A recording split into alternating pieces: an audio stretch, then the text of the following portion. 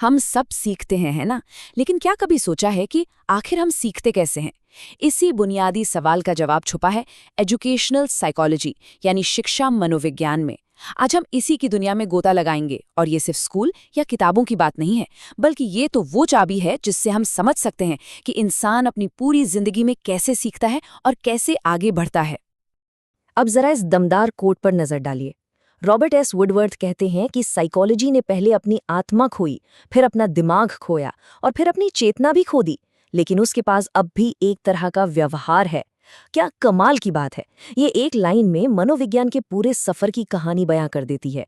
कैसे ये आत्मा और मन जैसी, कह सकते हैं, ना दिखने वाली चीजों के अध्ययन से हटकर उस चीज पर आ गई जिसे हम वाकई में देख सकते हैं, माप सकते हैं, यानी हमारा व्यवहार।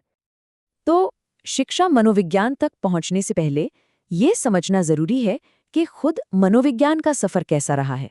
और यकीन मानिए, ये कोई सीधी सीधी कहानी नहीं है, ये तो सदियों तक चले विचारों की एक बड़ी ही दिलचस्प दास्तान है। तो देखिए, इसका फोकस कैसे बदला। 16वीं सदी में इसे आत्मा का विज्ञान माना जाता था।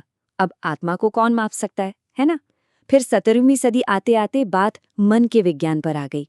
19वीं सदी में फोकस शिफ्ट हुआ चेतना पर, और फिर आया 20वीं सदी का वो दौर जब मनोविज्ञान बन गया व्यवहार का विज्ञान। मतलब अब उन चीजों की पढ़ाई होने लगी जिन्हें हम देख सकते हैं, जिन्हें हम परख सकते हैं। और मनोविज्ञान का जब ये फोकस व्यवहार पर आया ना, तो वहीं से निकली इसकी एक बहुत ही खास ब्रांच, शिक्षा मनोविज्ञान, जिसका सीधा सीधा लेना देना है सीखने और सीखने की प्रक्रिया से। तो फिर आखिर ये शिक्षा मनोविज्ञान है क्या चीज? देखिए, आसान भाषा में कहें तो ये साइकोलॉजी की वो ब्रांच है जो साइंटिफिक तरीकों से ये पता लगाती है कि हम इंसान सीखते कैसे हैं। और हाँ, ये सिर्फ बच्चों की पढ़ाई नहीं है, ये तो जन्म से लेकर बुढ़ापे तक हमारी पूरी जिंदगी में सीखने का जो प्रोसेस चलता है ना, उसे समझने की कोशिश है। एक बात बिल्कुल साफ कर लेनी चाहिए, ये जो शिक्षा मनोविज्ञान है, ये सिर्फ कुछ अच्छे अच्छे विचारों का कलेक्शन नहीं है। नहीं, ये एक प्रॉपर साइंस है। इसके अपने नियम हैं, अपने सिद्धांत हैं। ये सीखने वालों के व्यवहार को ऑब्जर्व करता है, स्टडी करता है और ये पता लगाने की कोशिश करता है कि कोई कब, कहाँ और कैसे सीखता है। इसे पॉजिटिव साइंस भी कहते हैं। पता है क्यों? क्योंकि इसका फोकस उन तरीकों पर होता है जो वाकई काम करते हैं, जो असल में नतीजे देते हैं। अच्छा, एक बात बताइए, क्या 5 साल का बच्चा वैसे ही सीखता है जैसे 15 साल का? नहीं ना, क्योंकि सीखने वाला कभी एक जैसा नहीं रहता। हम सब अपनी उम्र के साथ विकास के अलग अलग स्टेज से गुजरते हैं और हर स्टेज पर हमारे सीखने का तरीका, हमारी क्षमता सब बदल जाती है। तो चलिए देखते हैं ये पड़ाव कौन कौन से हैं। इस मामले में महान साइकोलॉजिस्ट जीन पियाजे का काम बहुत ही कमाल का है। उन्होंने बताया कि हमारा दिमाग, मतलब हमारी सोचने समझने की शक्ति, 4 मेन स्टेजेस में डेवलप होती है। सबसे पहले जन्म से 2 साल तक हम अपनी इंद्रियों से सीखते हैं, सब कुछ छूकर, चखकर, देखकर। फिर आता है 2 से 7 साल का दौर, जब हम खेल खेल में और सिंबल से सीखते हैं, जैसे केले को फोन बनाकर हेलो करना। इसके बाद 7 से 12 साल की उम्र में हमारी सोच में लॉजिक आने लगता है, पर सिर्फ उन चीज़ों के लिए जो हमारे सामने हैं, जिन्हें हम देख सकते हैं। और फिर 12 साल के बाद हम एब्स्ट्रैक्ट आइडियाज़ के बारे में भी सोचने लगते हैं, जैसे न्याय क्या है, ईमानदारी क्या होती है। तो अब आते हैं सबसे बड़े सवाल पर, आखिर हम सीखते कैसे हैं?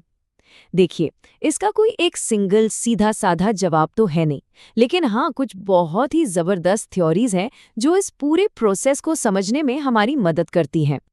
पहले थियरी है B.F. स्किनर की ऑपरेंट कंडीशनिंग। अब ये सुनने में थोड़ा टेक्निकल लगता है, पर इसका मतलब बहुत सिंपल है, करके सीखना। सोचिए, जब हम कोई काम करते हैं और उसका नतीजा अच्छा निकलता है, मान लीजिए कोई शाबाशी देता है या कोई इनाम मिलता है, तो क्या होता है? हम उस काम को दोबारा करना चाहते हैं, है ना?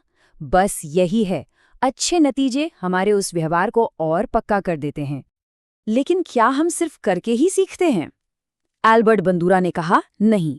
उन्होंने एक और तरीका बताया, सोशल लर्निंग या सामाजिक अधिगम। उनका कहना था कि भाई, हम सिर्फ करके नहीं, बल्कि दूसरों को देखकर भी बहुत कुछ सीखते हैं। हम दूसरों के बर्ताव को देखते हैं, उनकी नकल करते हैं, खास तौर पर तब जब हम देखते हैं कि उनके किसी काम का नतीजा अच्छा निकल रहा है। तो इसे हम कह सकते हैं देखकर सीखना। तो अब इन दोनों में फर्क क्या हुआ? बहुत सीधा सा है। स्किनर ने कहा कि हम अपने पर्सनल एक्सपीरियंस से सीखते हैं, मतलब करके, और बंडूरा ने कहा कि हम दूसरों को ऑब्जर्व करके सीखते हैं, मतलब देखकर। और सच तो ये है कि असल जिंदगी में हम इन दोनों ही तरीकों का इस्तेमाल करते हैं। ठीक है, तो हमने विकास के अलग अलग स्टेजेस भी देख लिए और सीखने की थ्योरीज भी समझ ली।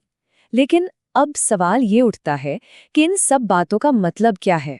हमारी असल जिंदगी में ये क्यों मायने रखती हैं? क्यों जरूरी है ये सब जानना?